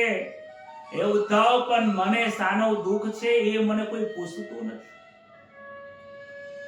અનેક 56 ભોગ છે, પરંતુ આ ભોગને લઈને મારી યશોદા માતા મને જે ખવડાવતી હતી એ ખવડાવવાનો પ્રેમ નથી. હે ઉદ્ધવ, હું જ્યારે ગોકુળમાં હતો ને મારી માતાની પાસે હું નખરા કરતો હતો, નખરા કરતા કરતા મારી માતા મને ખવડાવતી હતી. આજે મને મારા એ નખરા યાદ આવે છે. હે ઉદ્ધવ, અરે હું ગાયોને ચરાવવા જતો હતો તો ગાયોને ઉપરનું જ્યાં સુધી હાથ પ્રેમથી ફેરવું નહીં ને ત્યાં સુધી ગાયો ખડ ખાતી નથી, ચાર ચરતી નથી. ઉદ્ધવ, મને મારી માં યાદ આવે છે. ઉદ્ધવ, આંખોથી ભરેલી આંસુ, મારી માતા, મને મારા બાપા, મને મારી ગાય, મારા મિત્રો મને યાદ આવે છે. ઉદ્ધવ, કાલિયા નાગને હું નાથવા માટે જ્યારે પડ્યો ને ત્યારે મારા ગોવાળિયાઓ, મિત્રો અને ગાયો પણ વિહવર થઈ ગયા હતા. જ્યારે હું બહાર આવ્યો ત્યારે એમને આનંદ થયો છે. એ ઉદ્ધવ, મથુરામાં રાજ્યનું સુખ છે, પરંતુ હું મારા વ્રજના પ્રેમને ભૂલાતું નથી. એ ઉદ્ધવ, આ કૃષ્ણ સુખનો, ઐશ્વર્યનો પ્રેમી નથી. આ કૃષ્ણ તો પ્રેમનો ભૂખ્યો છે. ઉદ્ધવ, મારે વસ્તુ નથી જોતી, મારે પ્રેમ જોઈએ છે, જેનો અહીંયા અભાવ છે. ઉદ્ધવ જ્ઞાની છે એટલે ઉપદેશ આપતા કહે છે કે પહેલા પ્રભુ તમે નાના હતા, બાળક હતા, હવે તમે મોટા બહુ રાજા થઈ ગયા છો, અને રાજા થયા પછી આવું શોભે નહીં. હવે મથુરાની રાજ સંપત્તિ છે, સુખ છે. પહેલા તમે ગોવાળ હતા, હવે એ ભૂલી જાઓ અને આ રાજના સુખને ભોગવો. પ્રભુ કહે છે કે હે ઉદ્ધવ, તું મને મારું વ્રજ ભૂલવાનું કહે છે. ઉદ્ધવ, હું બધું ભૂલી શકું છું, હું મારા વ્રજને ભૂલી શકું એમ નથી. મારા વ્રજના લોકો એમના પ્રાણથી પણ પ્રેમ મને વધારે કરે છે. હે ઉદ્ધવ, તું મારા વ્રજમાં જા અને મારા વ્રજવાસીઓને મારો સંદેશો આપ. નિરાકાર બ્રહ્મ સ્વરૂપનો તું ઉપદેશ આપ. ઉદ્ધવ કહે છે કે ત્યાં જવાની શું જરૂર છે? તમે પત્ર લખો એટલે એમને જવાબ મળી જશે. કૃષ્ણ કહે છે હે ઉદ્ધવ, આ હૃદયના પ્રેમનો પત્ર એ કાગળ અને શબ્દોથી લખાતો નથી. પ્રેમ તત્વનું રહસ્ય ઉદ્ધવ જાણતા નથી. ઉદ્ધવ જાણતા નથી કે પ્રેમનો સંદેશો પત્રથી નહીં પરંતુ હૃદયથી જાય છે. શ્રી કૃષ્ણ કહે છે કે ઉદ્ધવ, પત્ર લખવાની મેં શરૂઆત તો કરી હતી, પરંતુ અંદર ફક્ત એટલું જ લખાય છે કે વહાલા બાબા, વહાલા મૈયા, પછી મારી કલમ ચાલતી નથી. હે ઉદ્ધવ, મારા હૃદયના પ્રેમને હું કાગળમાં કેવી રીતે લખું? એ ઉદ્ધવ, મારા મુખના માતાના મુખના દર્શન કેવી રીતે કરું? એ ઉદ્ધવ, મારી માએ હજી સુધી જમી નથી. કાગળના પત્રથી મારી માને કેવી રીતે સમજાવું, માં તમે ભોજન કરી લો? અરે ગાયોને કેવી રીતે સમજાવું કે તમે હવે ચારો ચરી લો? અરે મારી રાધા અને ગોપીઓને કેવી રીતે સમજાવું, એમને હજી પણ મારા માટે માખણ કાઢીને મૂકી છે. સાચા પ્રેમને સંદેશાથી મોકલી શકાતું નથી. પ્રેમને પ્રેમી જ જાણી શકે છે. ઉદ્ધવ, મને લાગે છે કે તું જ્ઞાની છે. હું તને વ્રજમાં મોકલું છું. મારા વ્રજના વાસીઓને તું જ્ઞાન આપ. ઉદ્ધવ કહે છે કે મહારાજ, હું જઉં તો ખરી, પરંતુ એ ગામડાના અભણ લોકો શું મારા બ્રહ્મ તત્વને સમજી શકશે? કનૈયો આ વચન સાંભળીને કહે છે, ઉદ્ધવ, મારા વ્રજના વાસીઓને તું અભણ ના કહીશ. મારી ગોપીઓ અભણ નથી. એ શુદ્ધ પ્રેમને જાણે છે, પ્રાપ્ત કરી શકે છે. કેટલીક ગોપીઓ જ્ઞાનને જરૂર છે, તો એ ગોપીઓને પ્રેમ તું પીરસી ના. આજે ઉદ્ધવને જ્ઞાન છે પણ પ્રેમનો અનુભવ નથી. ઉદ્ધવને પણ થાય છે કે આ તો કેવો પ્રેમની વાત કરે છે. પ્રભુને લાગે છે કે ઉદ્ધવ અભણ છે. કહે છે કે તું મારા ગોપીઓની પાસે જાય ને તો ઉભો ના રહેતો, ત્યાં બે હાથ જોડીને વંદન કરજે. કારણ કે જ્ઞાનમાં અભિમાન આવે છે. અભિમાન તું જઈશ તો તને વંદન નહીં કરે.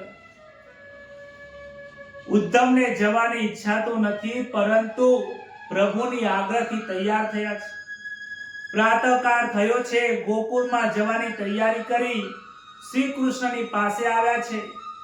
શ્રી કૃષ્ણ કહે છે કે હે ઉદ્ધવ, તમે જાઓ તો આ પીળા પીતાંબર પહેરીને જાઓ, અને આ વૈજયંતી જે માળા છે એ પહેરીને જજો.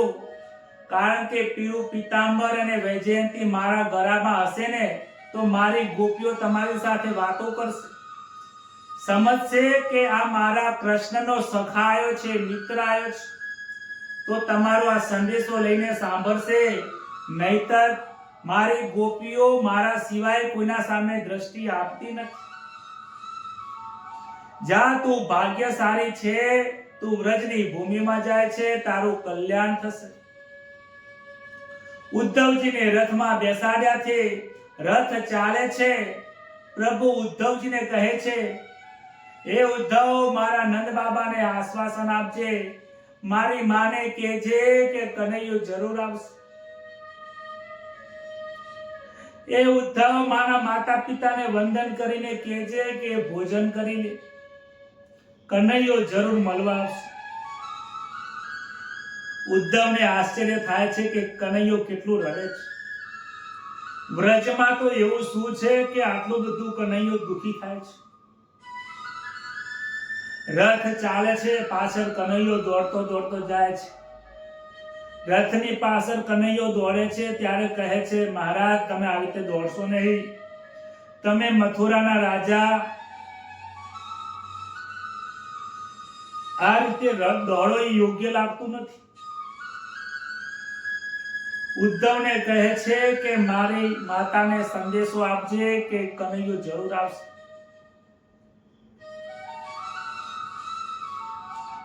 શ્રી કૃષ્ણના ગયા પછી નંદ યશોદાજીએ અનાજ લીધું નથી. યમુનાના જળ જાણે કે શ્રી કૃષ્ણના ગયા પછી આંસુઓ વહી રહ્યા છે. ગાયો ખડ ખાધી નથી, મથુરા તરફ ભંભારી રહી છે. યશોદા અને નંદજીએ ભોજન કર્યું નથી. શરીર સુકાઈ ગયું છે, દુબળું પાતળું શરીર છે. રાત્રે ઊંઘ આવતી નથી. ગોવાળિયાઓ પણ દરરોજ સવારે આવીને મથુરાના રસ્તા ઉપર બેસે છે અને સાંજ સુધી કનૈયાની રાહ જુએ છે. સાંજે નિરાશ થઈને ઘરે જાય છે. નંદ યશોદાજી આંગણામાં બેઠા છે. યશોદા નંદને ઠપકો આપે છે કે નંદજી, તમે કનૈયાને લઈને ગયા છો, મેં ના પાડી હતી. આ સોનાનો રથ અક્રૂર આવી ગયો, આપણા બધાને ક્રૂર કરીને ગયો છે. કનૈયો ગયો અને અક્રૂર પાછળ ઉજ્જડ કરીને ગયો છે. આ ગોકુળની કેવી હાલત છે, તમે વિચાર તો કરો. કનૈયો ગલીએ ગલીએ રમતો હતો, આનંદ કરાવતો હતો, પ્રેમ પીરસતો હતો. આજે જાણે કે ગોકુળમાં કોઈ મનુષ્ય છે જ નહીં. ગોકુળ આજે સ્મશાન બની ગયું છે. નંદ ને યશોદા આજ્ઞામાં બેઠા છે, સ્મરણ કરે છે, હે કૃષ્ણ કરીને રાહ જોવે છે. નંદ યશોદા તરફ જોઈ રહ્યા છે, આંખોમાંથી અશ્રુની ધારા વહી રહી છે. ભક્તિ જ્યારે અતિશય બને છે ત્યારે હૃદયમાંથી શબ્દો બંધ થઈ જાય છે. રોજનો નિયમ છે કે મથુરાના રસ્તા ઉપર જઈને ગોવાળિયાઓ દરરોજ રાહ જોવે છે, પરંતુ કનૈયો દેખાતો નથી. આજે પણ બાળકો રાહ જોઈને ઊભા રહ્યા છે. ત્યાં તો એક રથ દોડતો આવે છે. રથ આવે છે, લાગે છે કે પીળા પીતાંબર પહેર્યા છે. નક્કી કનૈયો આવ્યો એમ કરીને દૂરથી લાગે છે કનૈયો આવ્યો છે. પરંતુ કનૈયો હોય તો એક સમય માટે બીજો ગોપાળ કહે છે કે કનૈયો મને લાગતો નથી. કનૈયો હોય ને તો રથ ઉપર ઊભો ના રહે, એ રથમાંથી કૂદકો મારીને નીચે ઉતરી જાય પરંતુ રથમાંથી નીચે ઉતર્યો નથી, એટલે આ કનૈયો નથી, આ બીજું કોઈક લાગે છે. રથ નજીક આવ્યો છે. ઉદ્ધવજી પણ વિચાર કરે છે કે બાળકોની સામે રથમાંથી નીચે ઉતરવાની શું જરૂર છે. ઉદ્ધવના હૃદયમાં જ્ઞાનનું અભિમાન છે. અભિમાન હોય છે એ કોઈને વંદન કરતો નથી, રથમાંથી ઉતરતો નથી. અને રથમાં ઉભા ઉભા ઉદ્ધવ કહે છે, તમારા શ્રી કૃષ્ણનો સંદેશો લઈને આવ્યો છું કે શ્રી કૃષ્ણ આવવાના છે. બાળકો કહે છે, કનૈયો સુખી થાય એટલે અમે એની સેવા કરતા હતા. લાગતું હતું કે કનૈયો જરૂર આવશે, કે આજે સંદેશો લઈને મોકલ્યો છે. અરે કનૈયાને તો એવું શું કામ થયું છે, મથુરામાં શું મળ્યું છે કે અમને મળવાનો એને સમય મળતો નથી. કનૈયા વગર બધું સૂનું થયું છે. પ્રેમ ભૂલાતો નથી, એમને યાદ કરે છે. ઉદ્ધવ કનૈયાને કહે છે, ગોવર્ધન તને યાદ કરે છે. ગોવાળિયાઓ ઉદ્ધવને કહે છે કે એ ઉદ્ધવ, તારા સંદેશની જરૂર નથી, પણ તું સંદેશો જાય ત્યારે આવજે, કે ગોકુળની ગલીઓ તને યાદ કરે છે, ગોપીઓ યાદ કરે છે, તારા માતા પિતા રડી રહ્યા છે, કદમનું ઝાડ યાદ કરે છે. અરે સંદેશો અમને શું આપે છે, સંદેશો લઈને માતા પિતા જોડે જા, તને ખબર પડે. રથ નંદ બાબાની આંગણે આવ્યા છે. આંગણે જેવો રથ આવ્યો ત્યારે નંદ બાબાને લાગ્યું કે દૂરથી કૃષ્ણ આવે છે. ત્યારે બોલે છે, કનૈયો આવ્યો, કનૈયો આવ્યો. ત્યારે માતા યશોદાજી ઊભા થાય છે, ક્યાં છે, ક્યાં છે કનૈયો, ક્યાં છે? ત્યારબાદ નજીક જઈને જુએ છે તો કનૈયો નથી. ઉદ્ધવજી હતા ને મૂર્છિત થઈને નીચે પડી ગયા છે. નંદ બાબા મૂર્છિત થઈ ગયા. યશોદા માતા પોતાના દુઃખને દબાવે છે, કહે છે કે હું કનૈયાનો સખા છું, કનૈયાનો સંદેશો લઈને આવું છું. દાસીઓને કહ્યું છે કે કનૈયાનો સખા આવ્યો છે, એનું સ્વાગત કરવું, ઘરમાં બોલાવો. ઘરમાં બોલાવ્યા છે, બેસાડ્યો, પાણી આપ્યું. ત્યારે યશોદાજી નંદ બાબાને કહે છે કે ઉદ્ધવજી આયા છે અને કંસ શ્રી કૃષ્ણનો સંદેશો લઈને આયા છે. શ્રી કૃષ્ણનો સંદેશો સાંભળે છે ત્યારે ભાનમાં આવ્યા છે. ત્યારબાદ નમસ્કાર કરે છે, વંદન કરે છે, સરકુવા કુશળ છે, કુશળ પૂછે છે. ઉદ્ધવજીને કહે છે કે તમે આવ્યા એ સારું થયું. ઉદ્ધવજી તમે સાચું કહેજો કે કનૈયો કોઈ દિવસ અમને યાદ કરે છે.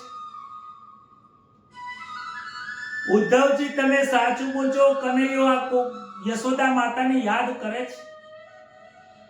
ઉદ્ધવજી તમે સાચું બોલજો, ખરેખર કનૈયો અમને યાદ કરે છે કે નથી કરતો? આ મથુરાના માર્ગ ઉપર ગોવાળિયાઓ રાહ જોડે ઊભા છે. શ્રી કૃષ્ણના વિરહમાં નંદ બાબા પાગલ બન્યા છે. કહે છે, હે ઉદ્ધવ, આ નંદ બાબા અને આ યશોદાએ આજ સુધીમાં ગાધું નથી. અરે તું સંદેશો કોનો લઈને આવ્યો છે? હે ઉદ્ધવ, ગઈકાલે રાત્રે આખી રાત મેં આ ઘોડિયું છે ને, આ ઘોડિયું આખી રાત મેં હકોર્યું છે. મને એમ છે કે મારો કનૈયો આ પારણામાં સૂઈ રહ્યો છે. હું પારણું મેં આખી રાત હલાયું. સવારમાં ઉઠીને જોઉં છું તો કનૈયો દેખાતો નથી. એ ઉદ્ધવ, કનૈયો એની માં જમાડે છે, તું જો. યશોદા માતા એની કનૈયાને રોજ જમાડે છે. નંદ બાબા શ્રી કૃષ્ણના વિરહમાં પાગલ બની ગયા છે. કનૈયો આખી રાત મને દેખાય છે. કનૈયો મને પારણામાં દેખાય છે, ઘરમાં દેખાય છે, બહાર દેખાય છે. અરે કનૈયો, જ્યારે હું સવારમાં યમુનામાં સ્નાન કરવા જાઉં છું ને, તો યમુનાની અંદર પણ કનૈયો મને દેખાય છે. ઉદ્ધવ, તને શું વાત કરું?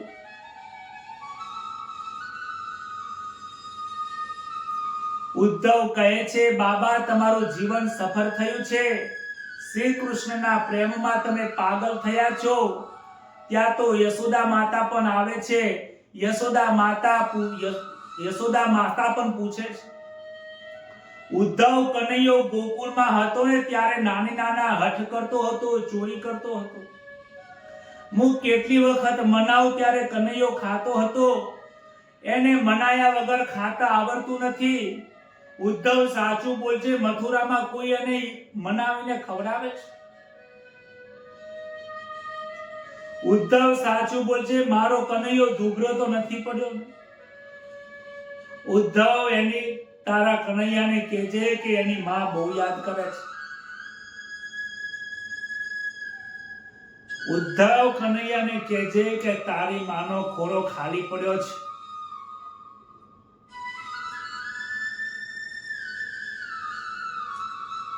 કહે છે કે હે કનૈયા, તું જ્યારે કનૈયાની પાસે જાય તો મારો સંદેશો લઈને જજે કે હું તો એની સાચી માતા નથી, પણ દેવકીને જઈને કહેજો કે જો એની પાસે સમય હોય ને તો મને દાસી તરીકે રાખી લે.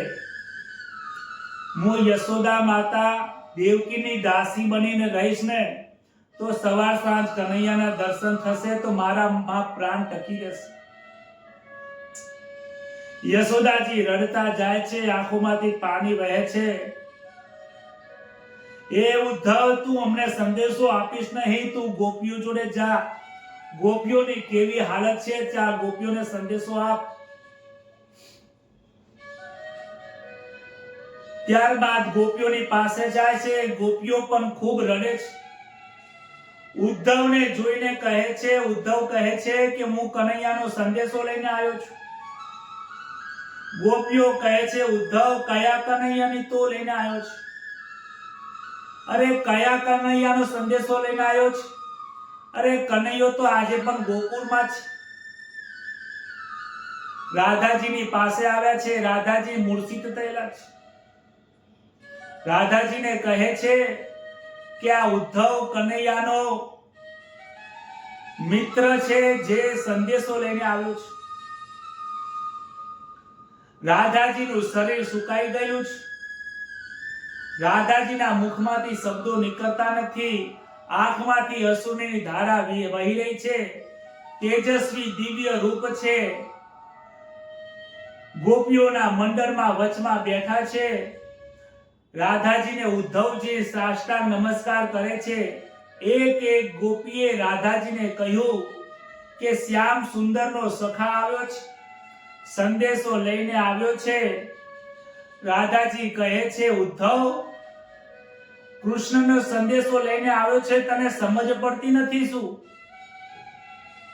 એટલે સંદેશો એનો લઈને આવવાનો હોય કે જે હાજર ના હોય, જેનો વિયોગ હોય, જે હાજર ના હોય એનો સંદેશો હોય. અરે તારા કનૈયાને વિરહ થતો હશે, તારા કનૈયાને અમારો દૂરી થતી હશે, પણ કનૈયો અમારી પાસે જ. એ ઉદ્ધવ, જો પેલા ઝાડની જોડે કનૈયો ઉભો છે, એ ઉદ્ધવ પેલા પક્ષીમાં જો તને કનૈયો દેખાય છે, પેલા કદમના ઝાડ ઉપર કનૈયો બેઠો છે. અરે પેલા યમુનાના કિનારે નજર નાખ, કનૈયો મુરલી વગાડે છે. અરે ઉદ્ધવ, તને મુરલીનો નાદ નહીં સુનાય કારણ કે તારામાં એકલું જ્ઞાન જ છે. અરે મુરલીનો નાદ તો જેને પ્રેમ કર્યો હોય એને સંભળાય. એ ઉદ્ધવ, તું ખોટો છે, તારું જ્ઞાન ખોટું છે. એ ઉદ્ધવ, તારો કનૈયો જે છે એ નિષ્ઠુર છે. તારા કનૈયાને હૃદય નથી, પથ્થરનો માણસ છે. ઉદ્ધવ કહે છે, મારા કનૈયાને તમે નિષ્ઠુર ના કહેશો. મારો કનૈયો ખૂબ દયાળુ છે, કનૈયાને તમે દયાળુ ના કહેશો. ઉદ્ધવ, તું કનૈયાને ઓળખતો નથી.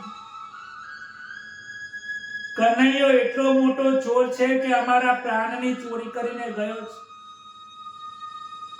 કનૈયો અમારા એક એક પ્રાણ જાણે કે ખેંચી રહ્યો હોય ને એવું લાગે છે. કનૈયાને કહેજે કે ભલે મોટો રાજા બની જાય પણ અમે તો એના દાસ જ રહેવાના છીએ. તારો કનૈયો બહુ કપટી છે. અરે જેનામાં કપટ હોય, દુઃખ હોય ને, એ કોઈને પ્રેમ કરી શકતો નથી. એ ઉદ્ધવ, આવા કપટો શબ્દો અમારી પાસે સંદેશો લઈને આવીશ ને. તું કૃષ્ણને ઓળખતો નથી. કૃષ્ણ અમારી પાસે જ છે. જો કૃષ્ણ તારા જોડે હોત તો તું મથુરામાં કનૈયાને છોડીને તું આવ્યો ના હોત. તું અમારા કનૈયાને, અમારા નાથને ઓળખતો નથી. હે ઉદ્ધવ, તું 6 શાસ્ત્રો 18 પુરાણ ભલે ભણ્યો, પરંતુ તું પ્રેમની ભક્તિ ભણ્યો નથી. હે ઉદ્ધવ, તારા કનૈયાને કહેજે કે અમે એને શ્વાસે શ્વાસે યાદ કરીએ છીએ. એક એક શ્વાસ કૃષ્ણ કૃષ્ણ બોલે છે. એ ઉદ્ધવ, તું જાણે કે અમને જ્ઞાન આપવા આવ્યો હતો ને. જે ઉદ્ધવે ગોપીઓ માટે જે શબ્દ મથુરાના અગાસીમાં કૃષ્ણને કહ્યા હતા ને, રાધાજી એના શબ્દો એને પાછા આપે છે. એ ઉદ્ધવ, તારાનું જ્ઞાનનું બહુ અભિમાન છે. તું જાણે કે અમને જ્ઞાન પીરસવા આવતો હતો. અરે અમે તો ગામના ગોવાળિયાઓ છીએ, ગામના અભણ છીએ. અમારા જેવા અભણને તારા જ્ઞાનની જરૂર નથી. તારું જ્ઞાન અમારા હૃદયમાં ક્યાં રાખીએ? તારું જ્ઞાન તારી પાસે રાખ, કારણ કે અમારા હૃદયમાં કનૈયો બેઠેલો છે. શ્રી કૃષ્ણનો પ્રેમ અમારા હૃદયમાં એટલો બધો ભરેલો છે કે તારો જ્ઞાનને મૂકવા માટે આટલી જરી પણ જગ્યા નથી. તું ભલે ગમે તેટલું ભણ્યો હોય ઉદ્ધવ, તું મારા પ્રેમના રહસ્યને સમજવાનું નથી.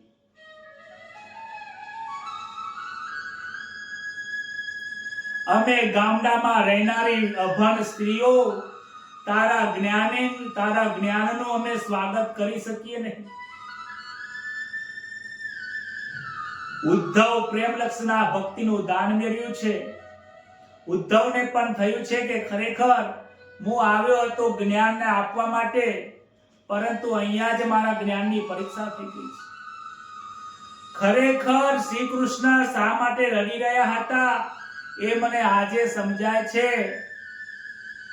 ઉદ્ધવજી આયા હતા 2 દિવસ માટે, પરંતુ 6 મહિના સુધી આ સંદેશો ગોપીઓને આપ્યો છે.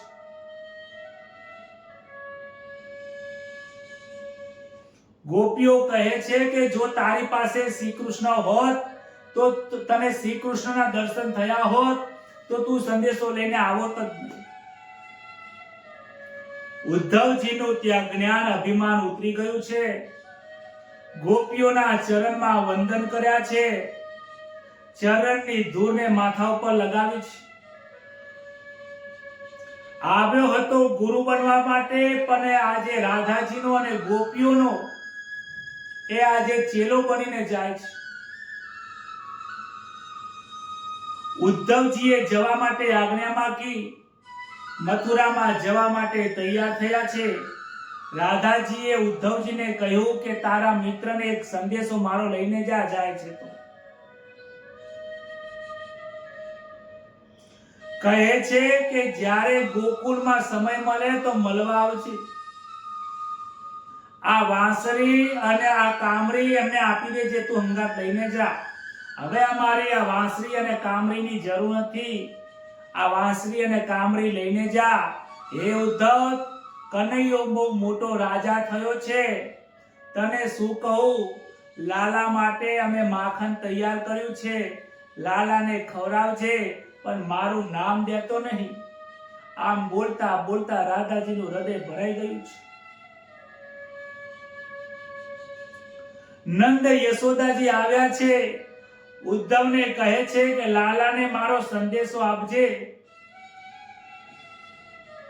કહેજે કે માએ એક સંદેશો મોકલાયો છે. કહેજે કે હે કનૈયા, તારી માતા તને બહુ યાદ કરે છે. તું બધાને ભૂલી જજે, પણ મારી તારી માને યાદ કરવા માટે મળવા જરૂર આવજે. કહે છે કે તારી ઈચ્છા ના હોય તો ભલે તને જ્યાં યોગ્ય લાગે ત્યાં રહેજે, પરંતુ અતૂટ શ્રી કૃષ્ણના પ્રેમની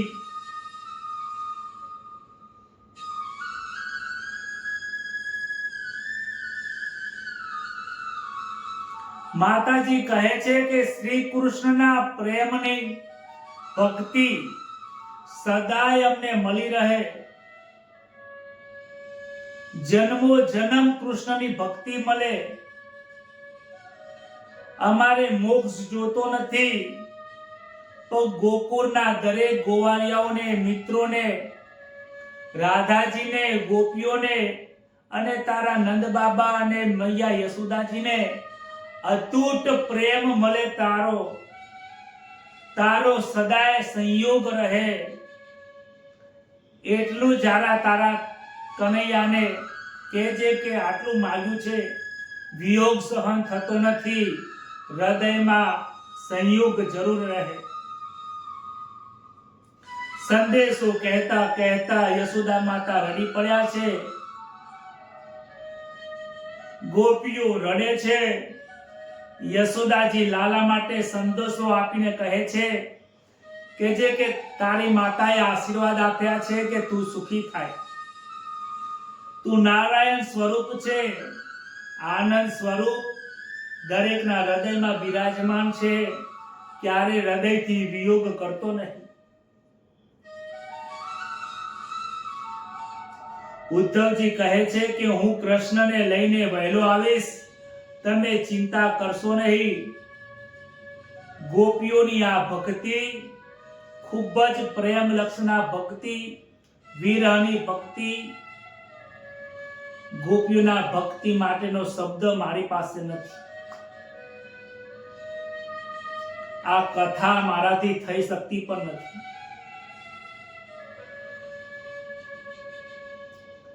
હૃદય આ કથા કરતા કરતા એટલું ઉભરાય છે કે જાણે હું પોતે ગોકુળમાં છું અને કૃષ્ણનો વિયોગ સહન થતો નથી, ગોપીઓને મારા મુખમાંથી શબ્દો નીકળતા નથી. ઉદ્ધવજી વિચાર કરે છે કે ઘરે જઈને, મથુરામાં જઈને કૃષ્ણને હું ઠપકો આપવાનો છું, આટલો બધો પ્રેમ છોડીને મથુરામાં કેમ રહે છે? વ્રજના વાસીઓનો પ્રેમ અતૂટ છે. ઉદ્ધવે નિશ્ચય કર્યો કે કનૈયાને, પ્રભુને હું જેમ ઠપકો આપવાનો છું, આટલા કઠોર હૃદયના કેમ થાવ છો? તમારે મને મોકલવાની જરૂર નથી, તમારે પોતાને જવાની જરૂર હતી. ઉદ્ધવ મથુરામાં આવે છે, શ્રી કૃષ્ણની પહેલા આવે, ઠપકો આપે એની પહેલા શ્રી કૃષ્ણ ઉદ્ધવના અંતરની મુખ સાંભળી જાય છે. ત્યારબાદ ઉદ્ધવને કહે છે કે હે ઉદ્ધવ, હું નિષ્ઠુર નથી, મારા હૃદયમાં પણ એમનો એટલો જ પ્રેમ રહેલો છે, પરંતુ જ્યારે આ શરીરનો વિયોગ હોય છે ને, જ્યાં સુધી ઘાટ હોય, ઘાટમાં ઘાટનો પ્રેમ હોય છે. નિર્ગુણ સ્વરૂપમાં આજે પણ એમના હૃદયમાં આનંદ સ્વરૂપ હું બેઠો છું, એટલે તો ગોપીઓને આજે પણ શ્રી કૃષ્ણ મારા દર્શન દરેકમાં થાય છે. ઝાડમાં થાય છે, પશુમાં થાય છે, પક્ષીમાં થાય છે, બાળકોમાં થાય છે. એમના હૃદયમાં સતત આજે પણ હું રહેલો છું, પરંતુ આ જે ઘાટનો વિયોગ છે, એ વિયોગમાં ખૂબ દુઃખ થાય છે. હે ઉદ્ધવ, હું પણ જઈ શકતો હતો સંદેશો લઈને, પરંતુ મેં તમને મોકલ્યો છે એની પાછળ એક કારણ છે. તમારી પાસે જ્ઞાન હતું, બ્રહ્મ જ્ઞાન, તત્વ જ્ઞાન હતું, પરંતુ તમારા જ્ઞાનમાં ભક્તિનો અભાવ હતો. તમારું જ્ઞાન એ ભક્તિ અને પ્રેમના રસના વગર શુષ્ક હતું, તુચ્છ હતું, માટે તમારો જ્ઞાનનો કોઈ અર્થ નહોતો. આજે તમે ગોપીઓના પ્રેમને જે જોઈને આયા છો, જે ગોપીઓના પ્રેમનો અનુભવ કર્યો છે, જે પ્રેમની વિદ્યા તમે ગોપીઓની પાસે ભણીને આવ્યા છો, પ્રેમ સ્વરૂપ તમે જે ગુરુનો મંત્ર તમે પ્રાપ્ત કરીને આવ્યા છો, એ વિદ્યા, પ્રેમની વિદ્યા ભણાવવા માટે તમને મોકલ્યા હતા. એ ઉદ્ધવ, રાધા અને કૃષ્ણનો, ગોપી અને શ્રી કૃષ્ણનો, માતા નંદબાબા યશોદાનો અને શ્રી કૃષ્ણનો વિયોગ આજે પણ નથી ને કાલે પણ નતો અને ક્યારે પણ વિયોગ થવાનો નથી. કારણ કે અંતરમાં આનંદ સ્વરૂપ, પ્રેમ સ્વરૂપ આજે પણ એમના હૃદયમાં હું છું. ભાગવતમાં 10મા સ્કંદના 48મા અધ્યાયમાં ગોપીઓના પ્રેમની કથા અહીંયા વિરામ થાય છે. ભાગવતના 10મ સ્કંદના પૂર્વાર્ધ પછી ગોપીઓની કોઈ વાત આવતી નથી, કથા આવતી નથી. ત્યારબાદ 10મ સ્કંદનો પૂર્વાર્ધ છે એ અહીંયા વિરામ થાય છે. સર્વ પ્રકારના જીવોને શ્રી કૃષ્ણ પોતાના તરફ ખેંચે છે, આનંદ કરાવે છે. આનંદ અને પ્રેમની કથા છે. પ્રેમની અંદર જ્યાં સુધી પ્રભુનો આ જીવાત્માને વિયોગ થતો નથી ને, ત્યાં સુધી ખરો આનંદ વહેતો નથી. વિચાર કરો કે આ કથા કરતા કરતા આપણા હૃદય ભરાતું હોય, આંખોમાંથી આંસુ આવતા હોય, તો દ્વાપર યુગમાં એ ગોપીઓની કેવી હાલત થઈ હશે, એ માતા યશોદાની કેવી હાલત હશે. 11 વર્ષ સુધી એકલો પ્રેમ પીરસ્યો, એ ગાયની કેવી હાલત હશે. આ શબ્દોમાં તો વર્ણન કરી દીધી છે, પરંતુ આ શબ્દો કરતા 1000 ગણું દુઃખ એ લોકોને શ્રી કૃષ્ણનો વિયોગ મહેસૂસ થયો છે. આ વિયોગની કથા મારાથી બહુ લાંબી થઈ શકે એવી નથી. હું પણ ચાહું છું કે આ વિયોગની કથાનો અંત થાય અને ભગવાન શ્રી કૃષ્ણ હંમેશા માટે આપણા હૃદયમાં વાસ કરે છે, પ્રેમ સ્વરૂપ પરમાત્મા રહે છે. આવો આપણે આ સૌ પ્રેમના નાદથી શ્રી કૃષ્ણના ધામમાં જઈએ, પ્રેમના રસમાં તરબોળ થઈએ, શ્રી કૃષ્ણ ભગવાનને પ્રાર્થના કરીએ. તમે જેવો ગોપીઓને પ્રેમ આપ્યો, માતા યશોદાને પ્રેમ આપ્યો, રાધા અને રાણી જે પ્રેમનું સાક્ષાત સ્વરૂપ છે, જે પ્રેમની ધારા છે, પ્રેમની મૂર્તિ છે, એ ભક્તિ અમને પ્રાપ્ત થાય. આપણા ભક્તિ અને પ્રેમનો મારા હૃદયની અંદર પ્રકાશ થાય. એ જ પ્રેમનું બીજ મારા હૃદયમાં, અંતઃકરણમાં વવાય. અમે તમારા પ્રેમને ભૂલીએ નહીં, સદાય તમારા ગુણો ગાઈએ. અને એ પ્રભુ તમારો પ્રેમ, તમારો ભક્તિ અમને સતત જન્મો જન્મ મળે. ન માગું મોક્ષની આશા, હું તો માગું જન્મો જન્મ ભક્તિ. એ જ વાત સાથે મારી વાતને હું વિરામ આપું છું. આવો શ્રી કૃષ્ણના નામની સાથે ભગવાનનું હરિનું નામ લઈને આજની કથાને વિરામ આપીએ. હરે રામ રામ રામ હરે હરે, હરે કૃષ્ણ કૃષ્ણ કૃષ્ણ હરે હરે, હરે રામ રામ રામ હરે હરે, હરે કૃષ્ણ કૃષ્ણ કૃષ્ણ હરે હરે, હરે રામ રામ હરે હરે. શ્રી કૃષ્ણ ભગવાન કી જય, દ્વારિકાધીશ કી જય. નમઃ પાર્વતી પતય, હર હર મહાદેવ.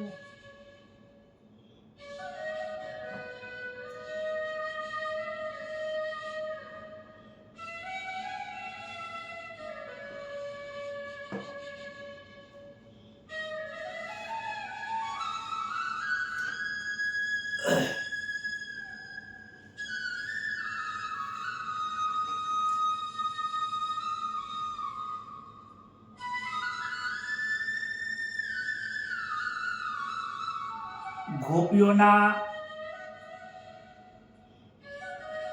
હૃદયના જે ભાવ છે